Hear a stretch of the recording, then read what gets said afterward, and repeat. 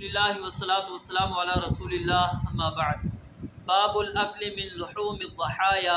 قربانی کا گوشت کھانا، قربانیوں کا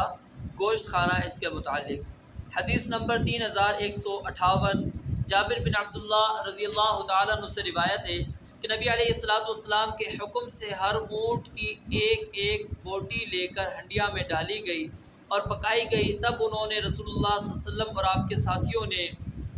کچھ گوشت کھایا اور کچھ شوربہ پیا۔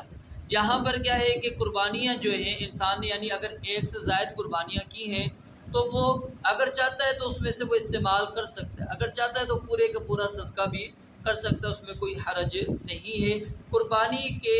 گوشت کی تقسیم کے اندر ہمارے معاشرے کے اندر ایک مسئلہ یہ پایا جاتا ہے کہ ہم گوشت کو 3 حصوں میں تقسیم کر رہے ہوتے ہیں، ایک اپنے گھر والوں کے لیے، ایک اپنے عزیز و اقارب رشتہ داروں کے لیے اور ایک غرباء فقراء کے لیے، لیکن یہ تقسیم قرآن و حدیث سے ثابت نہیں ہے۔ اگرچہ آپ اس کو معاشرتی طور پر کہہ سکتے ہیں لیکن قرآن و حدیث سے یہ تقسیم نہیں ہے۔ اگر آپ چاہتے ہیں تو پورے کا پورا بھی تقسیم کر سکتے ہیں، چاہتے ہیں تو آدھا تقسیم کر سکتے ہیں، چاہتے ہیں تو 3 حصے تقسیم کر سکتے ہیں، کوئی حرج نہیں ہے۔ چاہتے ہیں تو آپ 3 حصے رکھ لیں، 1 حصہ تقسیم کر لیں، 2 حصے آپ رکھ لیں، 2 حصے تقسیم کر لیں، وہ آپ کا مسئلہ ہے، یعنی اس کے اندر اسلام نے کوئی پابندی نہیں لگائی۔ ہاں ایک موقع ایسا تھا کہ جس وقت قلت تھی،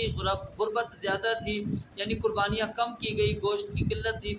فقیری موجود تھی، تو اس وقت آپ علیہ السلام نے جیسا کہ آگے روایت آئے گی منع کر دیا تھا کہ ذخیرہ نہیں کرنا۔ باقی اگر وہ صورت نہ ہو تو ذخیرہ کیا جا سکتا ہے۔ اللہ رب العالمین سے دعا ہے رب العالمین سمجھنے اور عمل کرنے کی توفیق عطا فرمائے۔ وآخر دعوانا